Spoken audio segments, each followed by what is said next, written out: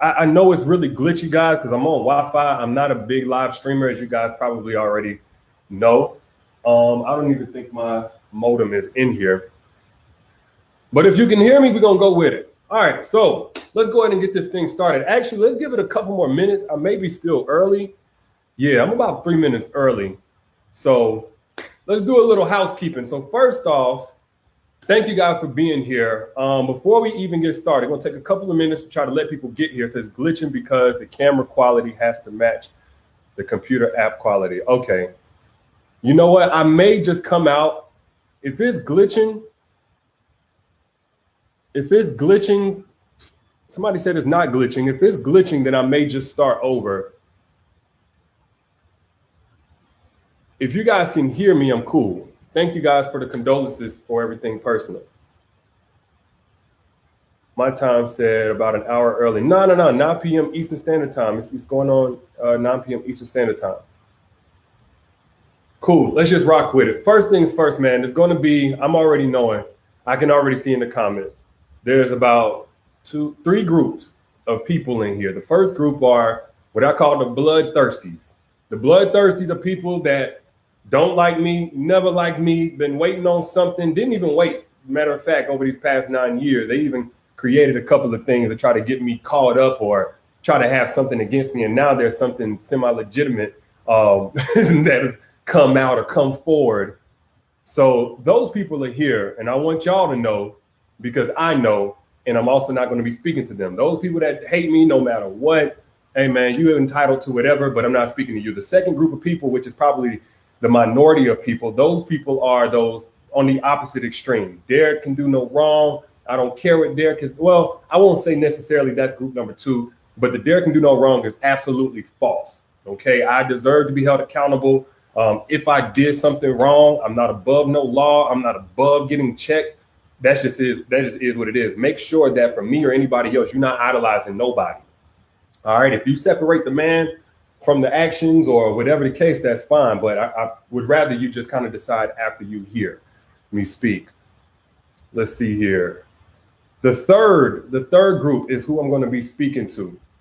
And that's going to be the people that say, D, you know, I find some value in what you do, whether I'm a supporter of your books, your videos, whatever, I find some value, but I got questions about where you're coming from with this stuff that you speak. You know, I got questions. What's going on? Do you walk it like you talk it? Do you practice what you preach? So for that group of people, totally fair, legitimate concerns, expectations, question to ask. Do I practice what I preach? I'm going to be talking to you guys tonight. So thank y'all all for being here. I think we've kind of caught up to that 9 o'clock Eastern, 8 o'clock Central Time mark. So let's go ahead and get started. Now, you're probably asking yourself, why did I make this about my book, Heal Together Without Hurting Each Other? You know, do I really need a publicity stunt for this?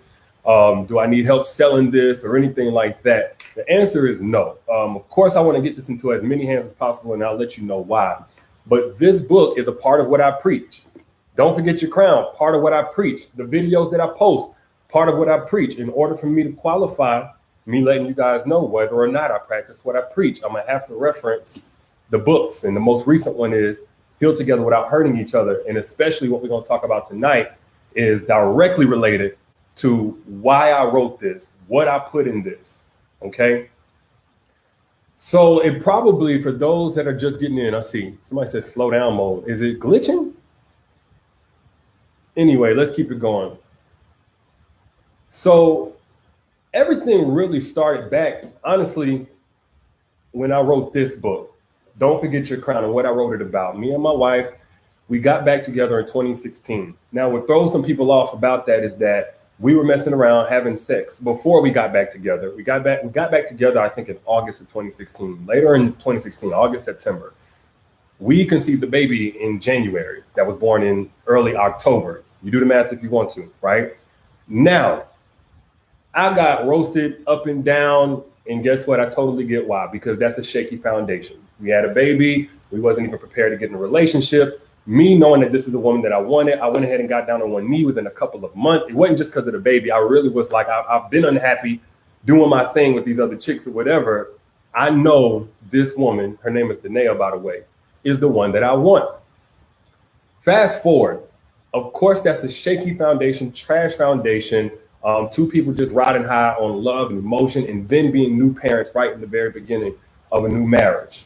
That brings me up to some of the issues that we had that led to heal together without hurting each other. Heal together without hurting each other is a biblically based manuscript game plan on how to let God restore your relationship or restore you, no matter how much you've been hurt in the past, broken you are, etc.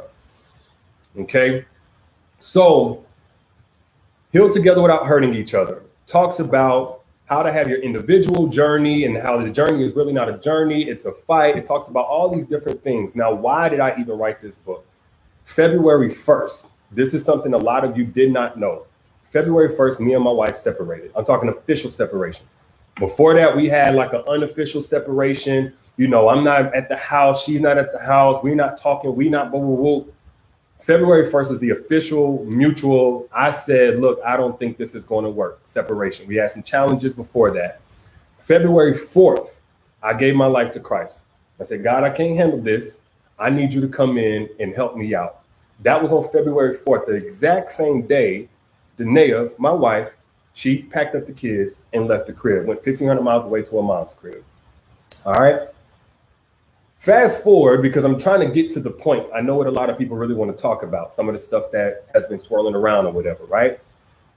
Fast forward a couple of months. In those couple of months, we were working on the marriage. Hey, maybe we can make this work. We're praying. We're going to church about this. Now we're both in Christ. She was already a Christian. I'm a new Christian. And it's not working. Nothing that I implement is working. Nothing that we're having in these conversations is working. Basically start losing hope around, I would say, May. Then we had a disagreement about whether or not to even have the kids here at my place or, you know, up there with her mom. Matter of fact, let's do some fact checking. If somebody wants to pull up my YouTube channel, you can see in the earlier part of 2020 where I'm doing my videos, what you'll see is I'm in Airbnbs up in Denver. I was flying back and forth over and over again, right? And again, guys, people in the comments, I told y'all the bloodthirsties are here and they're going to try to dominate the comment section. Ignore them. All right. Anyway, even with all of that being said, I'm flying up, we're meeting with pastors, we're doing this, we're doing that, things are not working. Around May is whenever we started losing, like both of us started feeling, mainly her though. And then we had an argument about where the kids were going to be, whether they're going to be with me on this date or her with that date. And then lawyers got introduced. Shortly after lawyers got introduced, I realized she wasn't wearing her ring. Shortly after that, because we're continuing to talk as much as possible, we stopped talking. Most of our conversation is in text message. And then we have a conversation. When we do have a conversation, she's letting me know, like, whatever you need to do because you're not my responsibility. I'm not linked to you. Like, we are together, but right now I understand if you got to go out and do whatever. Now, what that spoke to me was, I don't care if you're going to be with other women, et cetera, et cetera. But that wasn't my green light. My issue is this. At that point, I had a beef with God. I gave my life to Christ on February 4th, 2020. Matter of fact, some of y'all that follow my Twitter may have seen me a couple of weeks ago talking about how I just hit my 1-year mark. I gave my life to Christ and my whole life fell apart. My marriage fell apart. At this point, I'm not seeing my kids. You know, I'm helping people best I can, but that's not giving me fulfillment. I got money, I got this, that, and the other. And I really honestly just went to a place of effort. Just screw it. I don't care no more. I don't care about being a good man because look where it's gotten me. I don't care about serving God because look where it's gotten me, right? That was in May. I would say June, conversation is slowing down. She's waiting for a lawyer to get back to her. And what I'm getting to is the point where I hit rock bottom, because I did hit a rock bottom, and where God pulled us from. And then this is how all of this came to be. June, we talking about my birthday. She basically lets me know there's no plan for her to be around on my birthday. Okay. Now I'm in screw it mode, F it mode. I'm hitting up old chicks. I really don't care at this point. I don't care about my reputation. I don't care about the business. I don't care about any of that. One of those people was a girl named Candace. She's from Florida, Orlando, Florida. Girl I'd have known, at least been acquainted with for a couple of years, right? Last time I think I seen her was back in 2016 before me and my wife got together. I hit Candace up. I'm going to come down to Miami. We're going to kick it. I'm going to get a yacht, blah, blah, blah. Now, here's the thing, and we're going to do a Q&A right after this. Here's the thing. So me and Candace have had a sexual relationship without actually having sex all of these years, right? So we go hang out. We're on the yacht. We're doing our thing. Friends are there. We come back to my Airbnb. Everybody's having a kickback. She leaves. Everybody leaves. My boys leave. She leaves, everything. She comes back the next day because we're going to go out to eat. And for some reason, she needed to use my charger first thing in the morning. I didn't really find that odd. I didn't think nothing about it. What I didn't know was Candace was taking pictures of my feet. Found that out later. Okay. Next thing I know, we kicking it, we chilling. We actually go meet up with one of her friends at a brunch spot. We leave there, and what was it? A couple of weeks later, I'm like, look, I'm about to do something for my birthday. Do you want to come out? Got her friends out. Long story short, her friends and I would say about 25 to 30 people. We having a mansion party. We tripping out. I'm smoking. I'm getting high. Still no sex. But she wants to use the bathroom. She wants to go and use my charger whenever we did the house tour with a couple of people. She wants to stop and do this, stop and do that. I didn't know what was going on until later on, that the entire time she was trying to take pictures of me as I'm walking in and out. Okay, I didn't know that, right? Cool. Fast forward to, I'm talking to my mentor because at this point, I'm not feeling where I'm at. I'm breaking down. I don't want to do anything productive. If you look at my videos from, what was it? If you look at my videos from June, about June 10th to September 10th, you'll see me post about 2 to 3 times. Talking to my mentor, I basically just had this whole meltdown about nothing is satisfactory. God don't love me. My wife is rejecting me. I'm not able to see my kids. And something that he told me basically changed my life. And he said, D, the reason why you're not happy, the reason why nothing is lining up the way that you want it, is because you verbally gave your life to Christ, but you didn't submit your life to Christ. You verbalized it, you said it, you accepted him, but you didn't walk with him. You didn't walk in according to his word. You're still holding on to some things. Okay. That was probably, I think, July 27th or something like that. My wife is getting ready to come back in town. We haven't had much further dialogue about the divorce or anything like that, but we haven't rekindled anything. So at that point, what I decided was, okay, the marriage is done. But in order for me to have an opportunity to have this happiness or have this fulfillment that I'm looking for, I have to come into alignment with God. And that means even if my wife is ringing off, totally not talking to me, even if whatever, I won't even say depressed, but really in a bad space, even if whatever, in order for me to really connect with God, I got to clear some things out. So I threw away my liquor. I threw away every bit of other things that I was using. I cut off everybody, Candace included. Now, I won't say I gave an explanation. All I said was this ain't right, and we don't need to talk again until this divorce is final. The whole time we have been talking, I was letting her know, hey, we're separated. I'm just doing my thing. I'm chilling. I'm kicking it. All that other good stuff. Which, by the way, I'll be honest with you. I won't necessarily say I recommend. I believe I preached on it. Somebody fact check me. Whenever I've talked on this subject, my whole dialogue has been that you don't want to deal with a man who's separated because he may still have feelings for his wife. I mean, he may be lying to you. In my case, I definitely have feelings for my wife, but I thought we were over and I wasn't lying. So am I practicing what I preach? I guess so. So anyway, I sent her that text message. I blocked her on everything. In the past, what I would do is, and this is what caused a lot of issues even in my marriage, I would mostly cut somebody off. I would end communication, but I wouldn't cut it. I wouldn't completely obliterate. I wouldn't completely close every door to that part of my life. All right. It was only on that day, and don't get me wrong, this wasn't immediate. It was only on that day where I started seeing some light at the end of the tunnel. My anxiety is not nearly where it was. Me not wanting to do this, not caring to inspire anybody, not nearly where it was. Even in terms of me and Danae's communication, she still went forward. By the way, I wish I had printed this out because I believe you can actually search this. She filed for divorce. Some people may say, "Oh, Derrick, was the separation really real?" She filed for the divorce. The lawyers were in. Matter of fact, I'm gonna go to I'm gonna go to my email. Trey Sauls is my lawyer. I don't know if you guys can see this. Let me see. Let me see. Hold on. I don't know. It's not showing. Can you guys see the date? Okay, you can't see the date. I should have studied how to do this. I've seen some questions in there. I'm gonna get to the questions right after. Appreciate you guys. Appreciate you guys. I'm gonna get to the questions right after. Anyway, at this point, she goes through and she files for divorce. And yes, this entire time, I'm sitting there breaking down. I'm sitting in my marriage is trash. Even though I'm not posting regularly, I haven't completely stopped. So if you want to say like Derrick, that's, you know, you tripping for not coming forward and saying that your own marriage is in shambles or whatever. That's what I definitely did.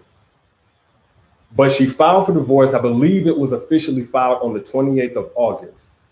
But by the end of that month, we finally, coming into alignment with God's way, finally allowed for us to start having real conversations. It's like you can kind of depend on the way that you want to do things. You can kind of depend on what you think is going to be best, your own intellect, your own knowledge. But what I said in this book, and this is how it all ties in, it wasn't until I learned that I can have all the knowledge in the world, I can have all the intellect in the world. But whenever you're in a spiritual covenant, when you're in a covenant with God, you can't do it by your own judgment. You can't do it by your own thought processes, your own reason, your own logic, right? That was the end of August. I believe it was about a mid-September where we ended up at the same church event, and the pastor was willing to see us in the back after church and all of that stuff. And we basically had a one-on-one with him. And that's where we decided we were going to take divorce completely off the table. Taking divorce completely off the table was such a huge turnaround because just 2 or 3 months prior, she wasn't talking to me. We weren't talking.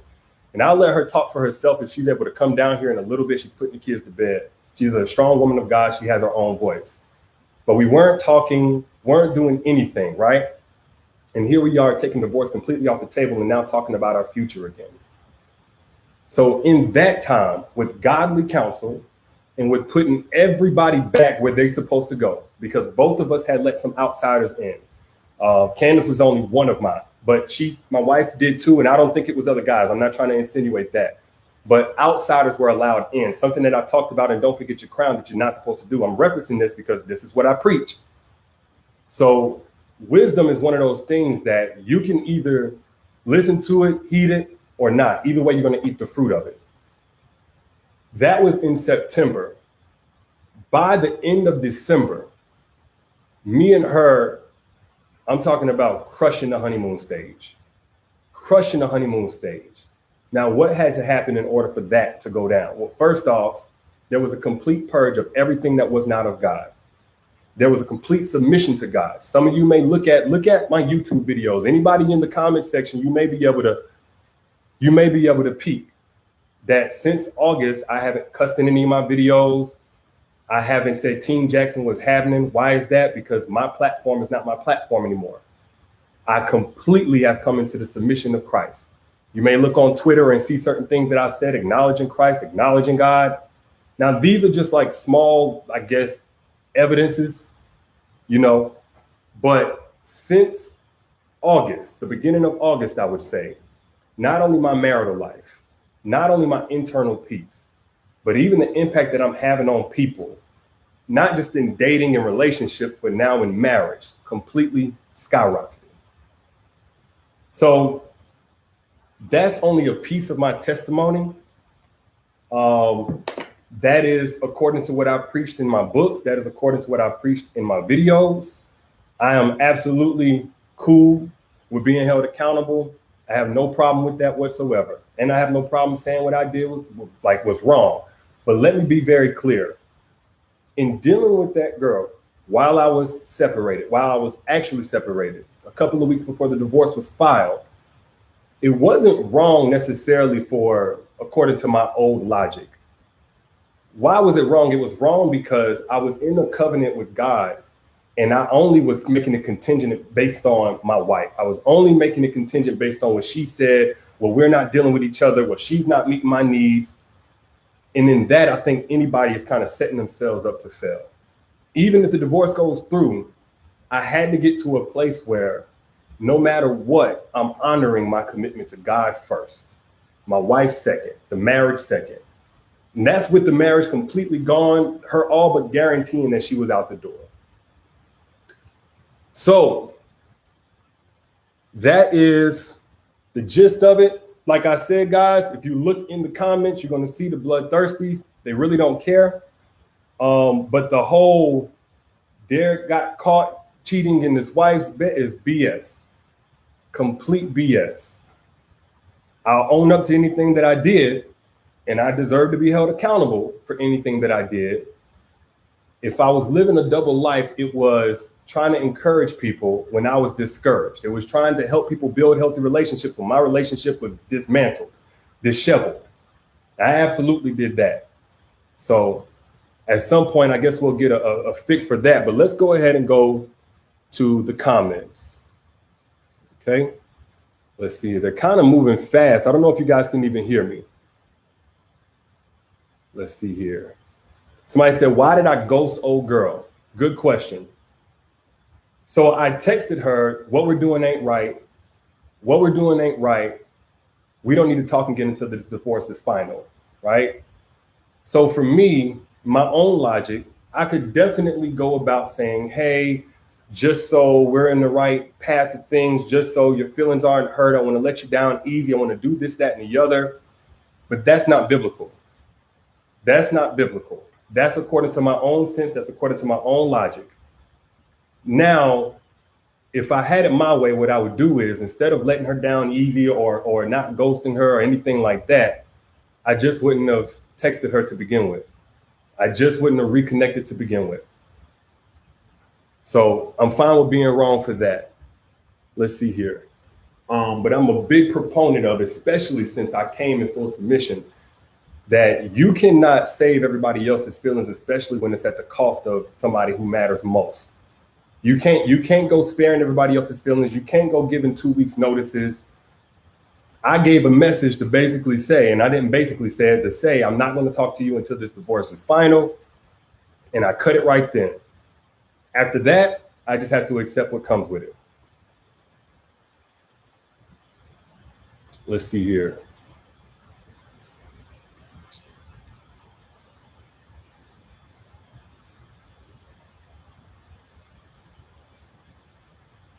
Said, why run to the next when you're not over the ex? I absolutely agree. And let me make something clear. What's up, babe? Want to come in? Oh, okay. You can pull up a chair if you want to. Let's see here.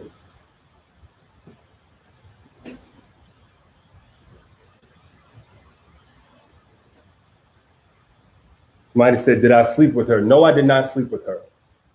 I never slept with her. Our relationship was sexual in nature from day one. I've been acquainted with her 9 or 10 years or something like that. And it was like through Twitter, but I did not sleep with her. Why I did not sleep with her? Honestly, I'm not even going to say I was on some type of vibe. Like I feel like, oh, my values are this. I want to make sure I'm respecting vows. At that point, I wasn't even thinking much about the marriage. I was on some rebellion to God type stuff. I was on some screw it all type stuff. I didn't sleep with her or anybody for that matter because I got to get deep. I'm not able to perform when I'm super stressed. I didn't even have confidence that I could do something in that capacity. That's why I hit her up instead of somebody that I had actually had sexual relations with. I hit her up because we've always been able to do that. Just keep in contact, just talk, just flirt, and keep it at that. So let's see here. Let me go over to Facebook. Let's see. Yeah, I want to be clear. She's not innocent. She's not innocent. But I'm not a big fan of blaming people for possibly having ill intentions or whatever, whenever you're the person who put them in position, when you're the person who opened the door to them. There's a million people out there who may have bad intentions. Hers being bad, I can't necessarily say they're good if she's taking pictures, you know, with my back, but that's beside the point. At the end of the day, each one of us, especially if you're in a committed relationship, if you're separated during a marriage, you're the common denominator. You're the gatekeeper. So let me be very clear. Derrick is not a victim. Derrick wasn't tricked. Whether preyed on or not, Derrick wasn't basically, you know, forced into anything. That's not what happened here. Derrick was in a place of screw this, it's over as far as the marriage, but screw this in terms of doing things God's way. And that's where Derrick was acting from. Derrick's no victim. Let me be very, very clear about that. Somebody said, why do you feel the need to explain yourself? Well, let me be very clear. It's not so much explaining myself. What I'm trying to do is let everybody know, one, not only why I wrote this book, but hopefully letting you know that you cannot rely on your own feelings, your own intellect, your own way of doing things if you're trying to be successful with anything God is involved in.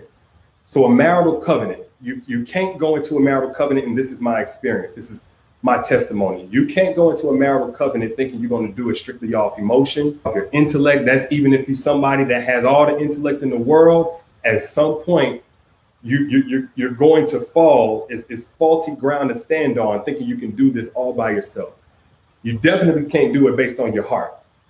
The Bible talks about the heart being deceptive for a reason. You can't do it based on emotions. You can't do it based on your perception. So if you read this book, for anybody who's already read it, you can vouch for it in the comments. The whole book talks about how you have to come under the submission of God. You have to do things God's way. You can't half do it, kind of do it, sort of do it, in your own time do it. You have to do things